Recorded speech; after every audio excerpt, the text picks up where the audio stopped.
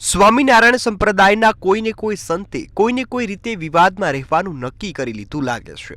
હમણાં જ નિત્ય સ્વરૂપ સ્વામી અને ઘનશ્યામ સ્વામીનો મુનિ મહારાજ મહોત્સવ વચ્ચેનો વિવાદ જાહેર સપાટી પર આવ્યો હતો. તેમાં સંત પરંપરાને લઈ બંને સંત આમને સામને આવી ગયા હતા અને વાત પણ ખાસી વધી ગઈ. આ વિવાદ ફક્ત સ્વામિનારાયણ સંપ્રદાય પૂરતો જ સીમિત ન રહેતા આખા રાજ્યમાં તેની ચર્ચાઓ થવા લાગી હતી. આ વિવાદના પડઘા હજુ તો સમ્યા નથી ત્યાં બીજો વિવાદ પ્રકાશમાં આવ્યો છે. રાજકોટમાં રેસક્રોસમાં હનુમાન ચાલીસાની કથાનું આયોજન કરવામાં આવ્યું હતું. આ પ્રસંગે મોટા પાયા પર ભક્તજનો અને યુવાન શ્રોતાઓ સ્વામીજીને સાંભળવા આવ્યા હતા. સ્વામી હરિપ્રકાશ દાસજીએ આ યુવાનોની હાજરીમાં જ લગ્ન પ્રથાને લઈ બફાટ કર્યો. તેમણે આજના સમયમાં અરેન્જ મેરેજને વ્યવસ્થા કરીને આપવામાં આવતી ફાંસી ગણાવી તો લવ મેરેજને સીધી જ ફાંસી ગણાવી હતી. આમ સંસારનો ત્યાગ કરનાર સ્વામીએ લગ્ન પ્રથાને લઈ વાણી વિલાસ કરતા ભક્તજનો સમસમી ગયા હતા, પરંતુ સાધુત્વનું સન્માન જાળવવા મૌન રહ્યા હતા. આશ્ચર્યની વાત તો એ હતી કે આ કથા હનુમાનજીની ચાલતી હતી, તેમાં પ્રેમ લગ્નની વાત જ ક્યાંથી આવી? અને આજનો પ્રેમ કેવો, તમને હાવ સાચું કહું, કોલેજ અને સ્કૂલોની અંદર બે જણા ભેગા થઈ જાય, આંખ મળી જાય, તું મુझे દેખ મેં તુझे દેખું, દેખતે દેખતે હો જાય એક. પેલા પ્રેમમાં પડે, પછી વેમમાં પડે, ને પછી બે જણા ભેગા થઈને ડેમમાં પડે.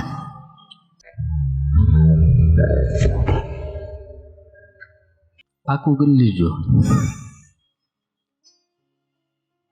સોમવારે હમા મળ્યા, મંગળવારે માયા લાગી, બુધવારે બોલ્યા ચાલ્યા અને ગુરુવારે ગમી ગયા, શુક્રવારે સોગંદ ખાધા. હનુમાનજી મહારાજ અતુલિત બલ છે. તેમણે જણાવ્યું હતું કે આજનો પ્રેમ એટલે સોમવાર સમા મળ્યા, મંગળવારે માયા લાગી, બુધવારે બોલ્યા ચાલ્યા, ગુરુવારે ગમી ગયા અને શુક્રવારે સોગાત ખાધા અને શનિવારે પછી પૂરું. તેમણે આજના યુવાનો અને યુવતીઓ પર જણાવ્યું હતું કે તેઓ પહેલા પ્રેમમાં પડે છે, પછી સમાજની સ્વીકૃતિ મળતી નથી, કુટુંબની સ્વીકૃતિ મળતી નથી એટલે સીધા જ ડેમમાં પડે છે. સ્વામી હરિપ્રકાશ દાસજીના લગ્ન પ્રથા પરના વાણી વિલાસથી ભક્તો અને સંતોમાં આક્રોશની લાગણી જોવા મળી છે. હરિપ્રકાશ સ્વામી દ્વારા જે વક્તવ્ય આપવામાં આવ્યું તે એકદમ વાહિયાત છે. સનાતન ધર્મના 16 સંસ્કારમાંનો એક સંસ્કાર લગ્ન છે અને તેની જે આ રીતે ટીખા ઉડાવવામાં આવી કે લગ્ન એ ફાંસો છે, વ્યવસ્થા આધારિત ફાંસો છે કે પેલો ફાંસો છે, શું સાબિત કરવા માગું છું? સંસારની આ પરંપરા તૂટી જાય તો સૃષ્ટિના સર્જનહારની વાતને ઠેકડી ઉડાડવાની વાતો છે. તેમના વાણી વિલાસ સામે સંતોએ જણાવ્યું હતું કે ત્યાગીઓનું ગાડું સંસારીઓની મદદથી ચાલે છે, તેથી ત્યાગનો મહિમા ગાનારાઓ બહુ તો બહુ સંસારીઓને બોધપાઠ આપવાનો હોય છે. ગૃહસ્થ ધર્મ સમજાવવાનો હોય. ગૃહસ્થ ધર્મમાં પતિ પત્નીનો ધર્મ, સંતાનોનો ધર્મ, પુત્ર વધુનો ધર્મ, તેવી સામાજિક વ્યવસ્થા મજબૂત બનાવવા માટેની વાત કરવાની હોય. તેના બદલે તે પોતે જ સામાજિક વ્યવસ્થાઓ પર પ્રહાર કરે તે યોગ્ય નથી. તેમના અંગત અનુભવો કંઈક જુદા હોય એટલે તેઓ આ પ્રકારે કદાચ લાગણી થતી હોય તેવી વાત જુદી છે, પરંતુ તેમના અનુભવોને તેમણે લોકો સાથે અને આખી લગ્નની સામાજિક વ્યવસ્થા સાથે જોડવાની કોઈ જરૂર નથી. આમ સ્વામિનારાયણ સંપ્રદાયના વધુ એક સંત લગ્ન પ્રથાને ટાર્ગેટ બનાવીને નિવેદન કરવાથી વિવાદમાં ફસાયા છે. આગામી દિવસોમાં બીજા સંતો તેમની સામે વાંધો ઉઠાવે અને તેમના પર પ્રહારો કરે તો આશ્ચર્ય નહીં થાય. બની શકે કે તેમના જ સંપ્રદાયમાંથી લગ્ન વ્યવસ્થા પર સવાલ ઉઠાવનારા આ સંતની સામે વિરોધ ઉઠાવવામાં આવશે.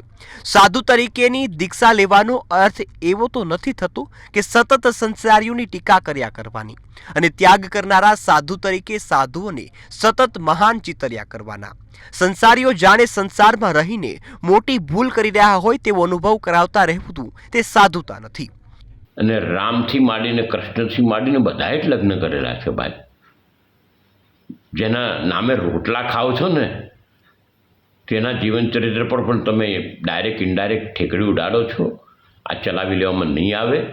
આ બાબતે વિરોધ પણ થશે અને સાથે સાથે સમાજમાં દરેક લોકોએ આ બાબતે જાગવું જોઈએ. આટલી લોકો સાંભળે અને તાળી પાડે એ યોગ્ય નથી. કેવી રીતે કહો તમે? સંસારના રસના બે પૈડા છે એવું શાસ્ત્રમાં લખેલું છે અને ને નર ને નારાયણીની વાતો લખેલી છે.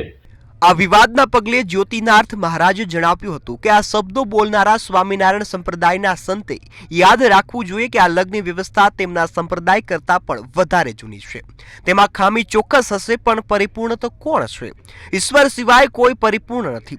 સાધુ એ છે કે સંસારીઓને નિરાશામાંથી બહાર કાઢે, તેને હતાશામાં આશ્વાસન આપે, તેમને હતાશામાં ધકેલી દે અને સતત અપરાધ બોધનો અનુભવ કરાવે તે સાધુ ન કહેવાય. આપણે ત્યાં લગ્નને પવિત્ર બંધન કહેવાય છે, તે કંઈ એમને એમ નથી કહેવાતું. આના દ્વારા બે કુટુંબો અને આ રીતે એક પછી એક આખો સમાજ જોડાય છે, અને લગ્ન એ બીજું કશું નહીં પણ સામાજિક સંરચનાનો પાયો છે. લવ મેરેજ ને એરેન્જમેન્ટ મેરેજ શું કહેવાય? લવ મેરેજ અને એરેન્જ મેરેજમાં ફરક શું? તો લવ મેરેજ એટલે ડાયરેક્ટ ફાંસો ખાવો, કોઈને કીધા વગર ખાવો, અચાનક ખાઈ નાખો, એનું નામ લવ મેરેજ. અને એરેન્જ મેરેજ એટલે શું ખબર છે? વ્યવસ્થા કરીને ફાંસો ખાવો, બાકી ખાવો તો ખરો હોય. ફક્ત સ્વામી હરિપ્રકાશ જ નહીં, કોઈ પણ સાધુને આ સામાજિક સંરચનાના પાયા હચમચાવવાનો અધિકાર નથી. હવે જે સ્વામી હરિપ્રકાશે અરેન્જ મેરેજને ફાંસીનો ફંદો ગણાવ્યો છે, તો યાદ કરે કે પોતે જ આ વ્યવસ્થાનું સંતાન છે. સાધુતાના તેમણે કપડાં પહેર્યા છે, પરંતુ હજુ સુધી મનથી સાધુતા સ્વીકારી લાગતી નથી. એટલે જ તે સંસારીઓને ટપારવાના બહાને વારંવાર સંસારને યાદ કરે છે. તેઓ સાધુ તરીકે પોતાનું સ્તર ઊંચે ન લઈ શકે તો કોઈ વાંધો નહીં, પણ કમસે કમ બીજાનું સ્તર નીચે લાવવાનો તો તેમને કોઈ અધિકાર નથી. આજે યુગોમાં યુગો સુધી ભારતીય લગ્ન વ્યવસ્થા અનેક પડકારો વચ્ચે ટકી રહી છે. તે દર્શાવે છે કે આ કેટલી મજબૂત વ્યવસ્થા છે, જેણે સમાજ અને કુટુંબોને પણ ટકાવીને રાખ્યા છે. તેથી આ વ્યવસ્થા પર પ્રહાર કરનારાઓ પહેલા પોતાની જડો ચકાસવી જરૂરી બને છે.